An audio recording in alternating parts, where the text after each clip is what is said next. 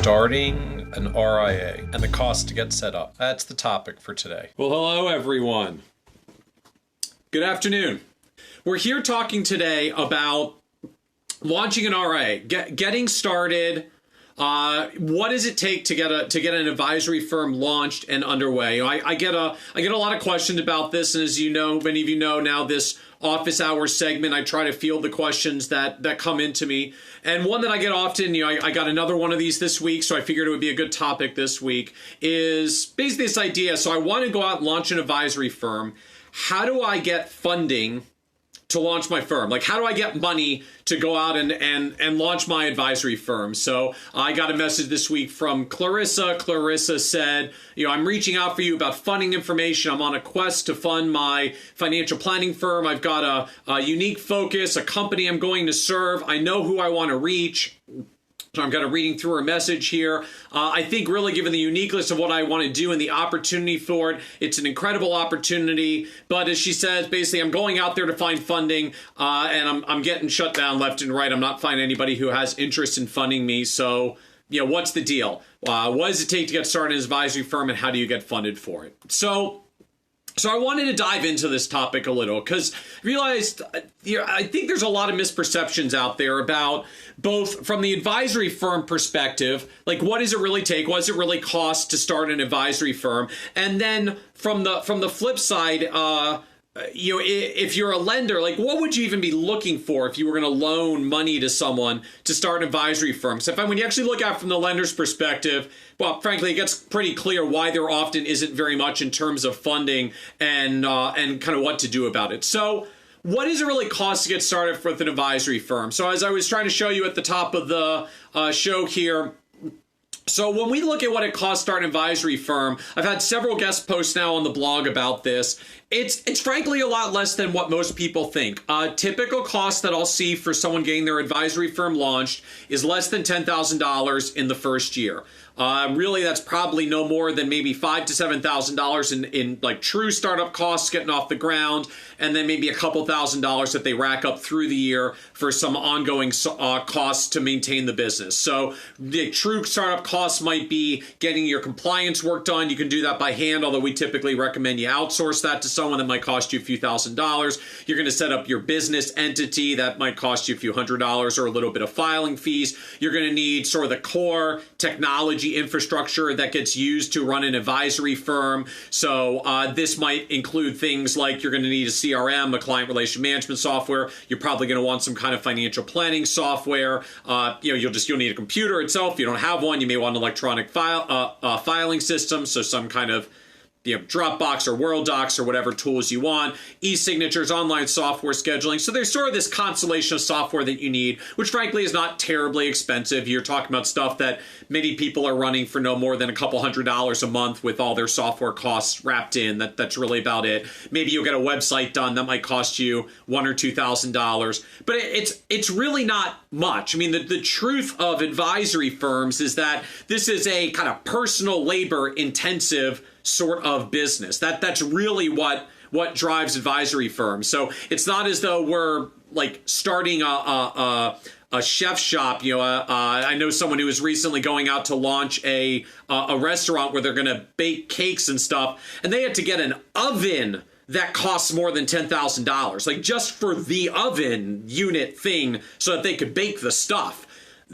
So his oven costs more than what I know what most advisors spend on everything in the first year, at least if they don't have an office for overhead. That sometimes adds up a little more. Because most of what we do as advisors, for better or worse, is kind of the sweat of our brow. It's our personal labor.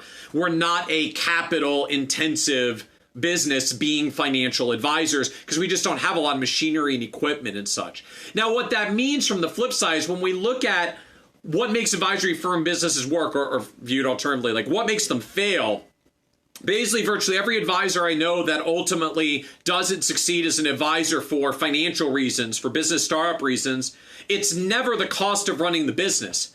It's the cost of their personal household. It's them. It's their personal overhead. It's paying your rent or your mortgage. It's putting food on your table. It's taking care of your family if you've got a spouse and kids. It's all of those expenses. It's your personal overhead that becomes the bottleneck and the constraining factor for an advisory firm, not the actual business costs. I see a lot of those tap hearts, so it sounds like this is definitely resonating for some of you. It is the personal expenses. It is the personal overhead that ultimately becomes the constraining factor for making an advisory firm work. And frankly, it's one of the reasons why I see career changers who come into financial advising often have some of the biggest challenges breaking in, because their lifestyle is accustomed to a certain income from their prior job, their prior career or profession, and that salary or whatever they were taking off it. And when they come into financial advising, where it's like, hey, great news, you can start your business for less than 10 grand. Bad news, your salary is also going to zero until you get some clients. What blows them up is not the $10,000 of startup costs. What blows them up is the $50 or $75 or $100,000 of salary, of income that they used to get from their old job that goes away while they've still got personal bills to handle. And so because of that, one of the things I cannot emphasize enough for anybody looking to come in and start their own advisory firm, you've got to have a plan on how you're going to deal with that personal expense overhead of putting food on your table and keeping your bills paid while you're trying to go out there and get enough clients. So are your personal expenses low and manageable? Are you, think twice about buying that bigger house or getting that car? Well, just in general, because I think that's good financial advice, but in particular, when you're looking at going out to start an advisory firm, keep that personal overhead and expenses low. Watch out for debt. This is another issue why debt becomes such a challenge. Yeah, I get the whole dynamic. Hey, if I keep my portfolio invested and my debt costs are low and, I grow more than my debt, I can make money. The problem is you lose all flexibility to make career changes like this. Hey, great news. You can make a whole lot more money in 3 years. Unfortunately, you default on all your mortgage and car payments in the meantime. So you lose your ability to launch an advisory firm because something looked great in the long run, but gave you no flexibility in the short run. And likewise, we see a lot of people that ultimately do what are now variously called side gigs, side hustles, ways to make money on the side to fill what basically is an income gap between where you were, where you dip down to on income when you launch your advisory firm, and then when you could ultimately get up to after you recover and get clients and get going again. But you've got that big gap in the middle, that giant income gap where you come down from where you were before you get back to where you were. And that gap and the ability to pay your personal expenses while you're crossing through that gap becomes the killer for most advisory firm businesses.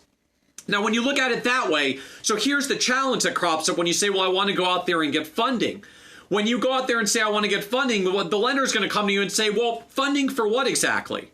Like, okay, if you need to borrow $5,000 to get your website launched and do your compliance filings, I guess we can have that conversation. And maybe if you've got good credit, you might be able to get that loan, but it's still ultimately going to be a personal loan, right? There's no collateral. There's no, my friend who launched the restaurant, at least when he went to get a $15,000 loan for his fancy oven, the lender knew that there was an oven as collateral for the loan. So if the business didn't work out, the lender's going to take the oven, sell it, replace their $15,000 plus or minus a little depreciation. When we go out there to launch our advisory firms, there's no asset, there's no collateral, there's nothing to foreclose on, there's nothing to protect the lender. It's really just a personal loan to you. And frankly, that's what we see. To the extent that anybody gets any kind of funding as a financial advisor startup, basically you're getting a personal loan. Maybe you're going to a bank. I've seen one or two people now that just went to peer-to-peer lending platforms, right? To Prosper or Lending Club or one of those in order to get funding for their business. They basically just get a personal loan to cover some of their personal expenses while their income takes a hit, and they try to build back to it by adding clients. So just recognize that dynamic. There's a reason why there's a gap for funding for advisory firms. It's because all they're really going to be doing at the end of the day is giving you a loan for your personal household expenses, because there's not really that much in business expenses that are there. And, some lenders will give you a loan for your personal household expenses, but it's a personal loan. Frankly, the most common way that I see most advisory firms get started at the end of the day, credit card debt for their personal expenses until they make enough to get there. I don't necessarily recommend that. I'm not a huge fan of credit card debt, but just recognize this phenomenon is crucial to understand. It's not the cost of starting the business that's really the killer. It's your personal expenses. And I see a comment there. Maybe you could even ask a senior advisor or another advisor for a loan. Certainly, I think that's a possibility. I mean, when you look historically how the industry has helped to start advisors, even when we go back to kind of the brokerage firms, the commission business of old, and still kind of current, but not for much longer. when we look at those sales businesses, frankly, they all recognize the same thing. They would bring in tons of young people to the business because it doesn't actually cost much to get them started. A little bit of compliance costs, not a big deal. They'd set them all up to do their cold calling or beat the streets or whatever they're going to do to get clients. And the firms would give people what often would get called a salary, but it really was nothing more than a draw against your future commissions. They might say, we'll pay you $10,000 a quarter, but in order to get the $10,000 a quarter, first of all, the first 10 grand of commissions you earn this quarter are just going to repay your salary. So really all you're doing is you're getting an advance, a draw against your commissions in the form of a salary. It's not a real salary because you're going to replace it with your own income anyways. And the companies would often have requirements that say, and if you don't do a certain amount of sales this quarter, you got kicked off the salary deal and you're out of here. Why? Because they basically said, we're going to advance you your commissions, and then if you don't earn enough to replace the commissions, we're just going to kick you out of here. So again, all they were really doing was mini loans 1 month or 1 quarter at a time. If they gave you your 10,000 draw and you only sold $7,000 worth of stuff, they would lose a couple $1,000s on you, but it wasn't much. Even advisory firm companies or brokerage firms historically have really held it close to the vest and not made very significant personal loans in this regard. They've hedged their own exposure for the same reason, that it's really just, it's a personal loan expense and your outcomes can be driven by your ability to get clients if you're actually going to launch your own advisory firm. Now, often many people will choose an alternative path, which frankly is the one I recommend anyways. They go and work for another advisory firm first. They get a job. They get a good old-fashioned job in a support position in an existing advisory firm. Maybe you're a client service manager. Maybe you're a paraplanner. You work within a company environment, especially if this is your first entree to the industry. It gets you some experience. You're going to learn more about what's going on in the industry, so you'll be better prepared to launch faster. You're going to get a job that gets a real salary that gets paid while you're doing this. It's an opportunity to even build up enough savings or cash reserves so that you can do the real launch later and step away from your income for a while. And you might even find with the firm you're working with that you like them so much that you actually just stick with them and say, you know what, I'm going to build my business here because I like working under this company, and maybe we'll do a blend of salary plus client fees that they pay me over time as I build my practice. So for a lot of people I see, and what I primarily recommend to most, if you're coming to this industry cold, I think you're crazy to go get a get your own client style advisory gig from scratch, building your firm from scratch. There's just too much to learn. There's too much to take in. Go work somewhere else, get a little experience first, then come out and either find a platform that helps you build your business, find another advisory firm to work with, grow within the advisory firm that you've already joined, or maybe go out on your own as Clarissa is looking to do here and get started. But recognize that even when you do that transition, it's not the startup costs that are going to be your challenge. It's your personal expenses and what you're going to live on while your income dips down and you're waiting to recover through that income gap by getting clients and growing your business going forward. So be prepared for that. That means while you're getting ready for your launch, recognize that managing family costs is a big deal. Your rent, your mortgage, your car payments, your other debts. What are your committed payments that you might not be able to scale back on while you're making this endeavor? A lot of advisors I know that have had the most success starting, married couples, 2 incomes, lived on one person's income, saved the rest, so that when one of them stepped out to go start this advisory firm and that income, that second income stream went away, it didn't blow up the family because they were already living on one person's income. This is kind of why fiscal prudence matters. I mean, we preach this to our clients. Well, hopefully we're not preachy. We talk about this to our clients, the importance of managing your expenses and managing your personal overhead so that you've got room to save. But it's not just about the room to save. It's also about the room to make changes in your career trajectory, including going out and starting a business. And when you manage your debt loads, when you manage your household expenses, and when you keep them down, that's what makes it feasible to do this transition, recognizing that, yeah, I guess at the end of the day, you can take out a personal loan, a P2P loan, a credit card loan, maybe you can even get a bank loan to cover your personal expenses while you go and start your business. But that's generally going to be a high interest rate, not very appealing loan term, because at the end of the day, the lender knows there's no collateral here. There's not much assuredness that the business is going to survive, because the hard reality is most advisors don't succeed going out to be their own advisors. And, the lenders kind of hedge their bets as well, or at least charge you a very high rate for it. So if you really want to get an appealing startup funding, manage your costs down, build your own cash reserves, and you're going to do it at a much, much better deal than what you are going to find from any kind of startup funding, startup lender out there. So just recognize this dynamic. Step back to take 2 steps forward. I mean, I think that's true about a lot that we go through in life. It certainly applies for starting an advisory firm when you've got to deal with that huge income gap when you make the transition until you earn your way back again. And recognize the startup costs are not really what are going to bury you. It's your personal overhead while you're doing it. So have a plan for that about how you're going to manage your expenses while you're building your client base. And that's really the key to getting started successfully as an advisor. So I don't know if there are any questions here. Happy to take a few. I see a number of you are tapping your heart. So thank you for the love here. And thank you to Andy and Austin and those of you who are sharing the broadcast out as well. If you're listening in on Periscope on the desktop, sorry, you can't actually share from there. You've got to listen on the Periscope app. That's not me trying to sell Periscope. That's just the reality of how the technology works on Periscope. You got to use the app to actually ask questions or share out or do any of that. So we see a question, any interesting ideas on underserved niches in the financial planning world? Holy crap, underserved niches in the financial planning world. All of them? I say that kind of tongue in cheek, but just look out there at the advisor landscape. How many people say they're focused into a particular niche, and then how many people say, oh, well, I'm a generalist that serves anyone and everyone who ever comes in the door because I provide customized, personalized financial planning advice based on the individual needs of my particular clients, which is a nice BS way of saying I do anything for everyone. Almost everybody does that, right? Like the niches are so endless, it's hard to name them.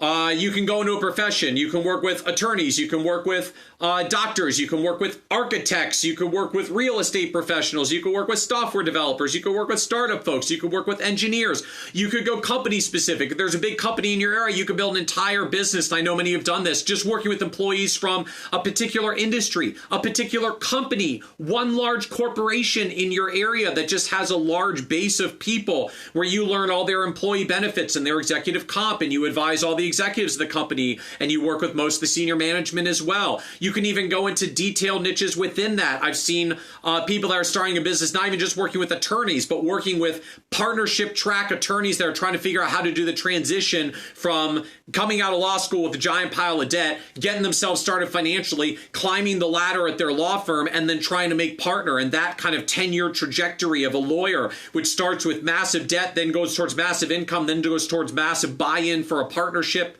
track, and then ultimately emerges with a very high income on the other end. A whole slew of income issues that crop up. Oh, and by the way, when you're going through that, you're probably in your 20s and 30s and dealing with first car, first house, first mortgage, first marriage, first child, possibly first divorce. Huge number of financial issues that come at you. So frankly, you can go incredibly focused in what sort of niche you really want to pick as a financial advisor. The reality for most of us is that we'll have wonderfully successful businesses with no more than maybe 75 to 125 top A-level clients is what I find for most advisors. Some are successful, but even fewer. So you need a thing that's a problem to any 100 people on the planet out of 7 billion.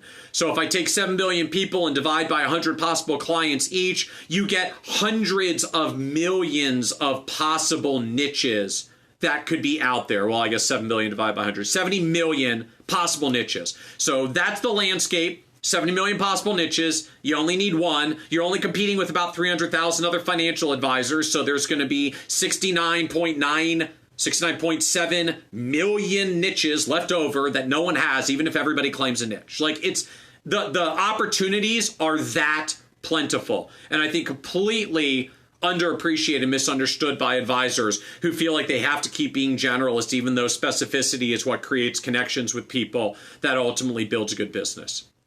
So I hope that helps a little for perspective on niches. And frankly, for many of those, you can start down the road of those niches even while you're still working or getting ready to launch, right? You can't solicit clients yet, but you can start to talk to those people. You can find out what their needs are. You can begin crafting a business that's relevant for them, getting the expertise you need to answer their questions and problems, taking them out to lunch, learning more about their situation, all of that formulation of what would a good business be and how are you going to serve them. You can do that before you actually launch your business. Don't solicit them. Client solicitation requires investment advisor registration, but you can talk to them. You can figure out what you're going to offer them, what business you're going to provide, how you're going to charge for it, what services you're going to create for them. All of that can be done in the pre-launch phase as well, so that at least when you actually do hit the transition, you kind of hit the ground running, and as the race is on to bring in clients, bring in revenue, and try to earn your way back to where you were before, or at least before your personal overhead buries you. So I hope that helps a little as some food for thought about just the landscape of getting started as an advisor, what it really costs to get started. The answer, not actually that much, but what really becomes the financial constraint for getting going, which is your personal overhead, your ability to put food on your table, roof over your head, clothes on your back for you and your family while you're trying to get your clients up to the point where it pays your expenses and eventually builds a great business. That is the constraining factor. And so as you come into this, don't view it for most of you as a funding problem per se. View it as a personal expense management problem. And the lower you can get those expenses and commitments and the more you can build your cash reserves and savings, the more of a runway you get to be able to do this transition, particularly for what I see in the real world, which is it's going to take you at least 2 to 3 years to get back to where you were. Even advisors that do well, I find, it's 2 to 3 years to get back to where you were. Some I see even the path is slower, and it might be 4 years or even 5 years for them to get all the way back. Now, it's great in 10, it's great in 15, it's amazing in 20. Advisory firms tend to build and compound over time. But recognize how long that transition is, how much of a runway you need, what kind of reserves you need to get there, how you need to bring your expenses down in order to make that work. So I hope that's helpful food for thought. Thanks again for joining us today, and have a good day, everyone.